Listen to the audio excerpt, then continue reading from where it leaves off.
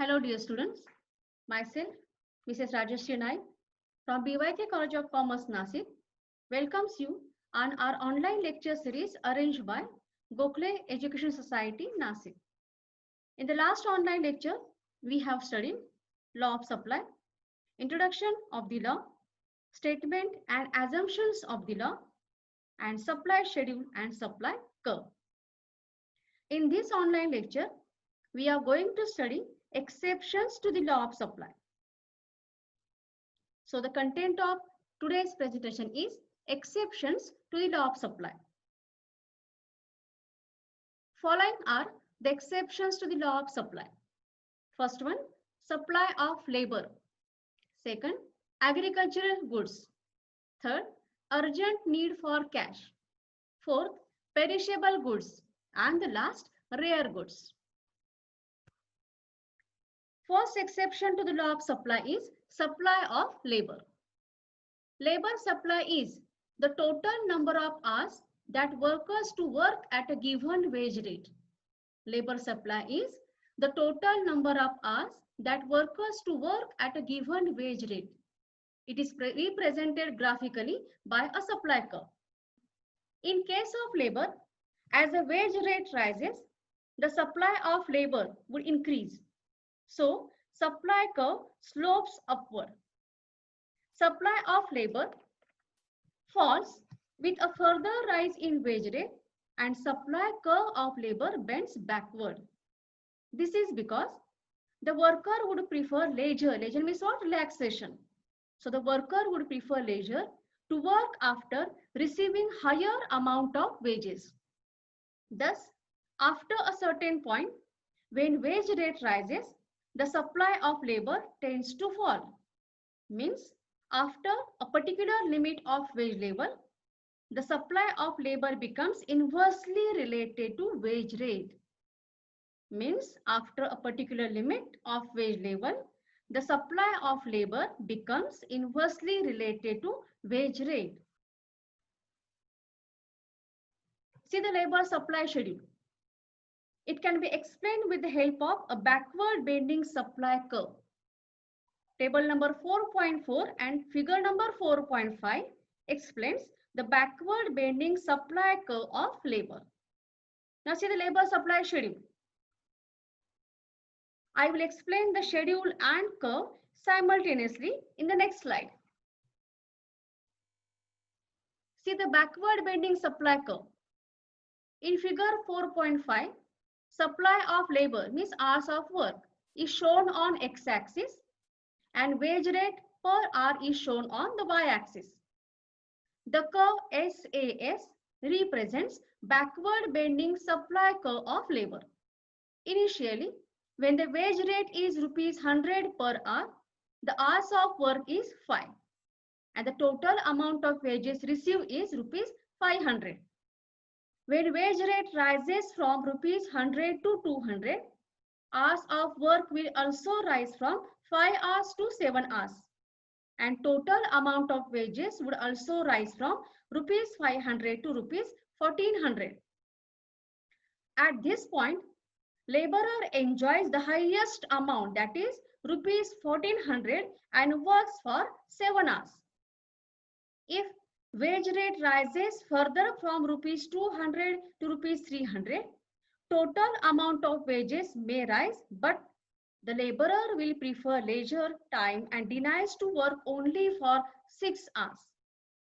At the point A, the supply curve bends backward, which becomes an exception to the law of supply. The next exception to the law of supply is agricultural goods. The law of supply does not apply to agricultural goods as they are produced in a specific season and their production depends on weather conditions. The supply of agricultural goods is influenced by the forces of nature. Agriculture in India continues to be a gamble in the monsoon. Agriculture in India continues to be a gamble in the monsoon and hence the supply of food grains depends on the moods of the monsoon. Natural factors like climatic conditions, rainfall, etc., which cannot be controlled by human being.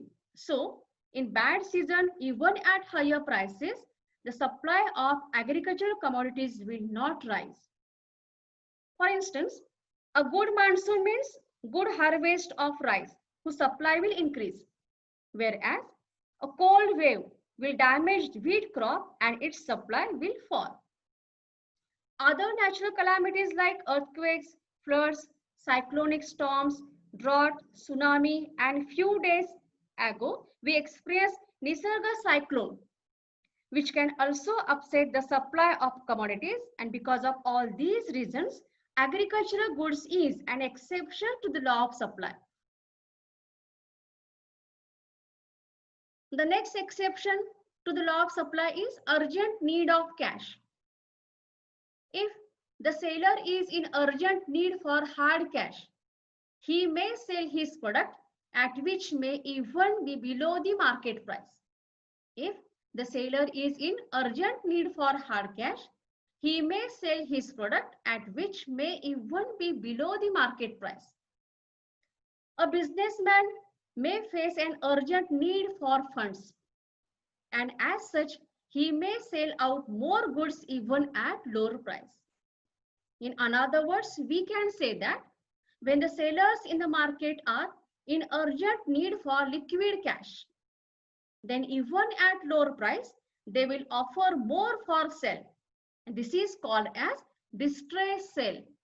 This is called as distress sale. Now, what do you mean by distress sale? A distress sale is also called as distressed sale. It occurs when a property, stock, or other asset must be sold quickly. The proceeds from these assets are most often used to pay debts or medical expenses or for other emergencies. The next exception to the law of supply is perishable goods. In case of perishable goods, the supplier would offer to sell more quantities at lower prices to avoid losses. For example, vegetables, eggs, etc. Now, what do you mean by perishable goods? A perishable goods is a type of goods with a limited shelf life. Or, in another words, we can say that perishable goods must be used within a short period of time due to their short life. Means perishable goods are that spoil quickly.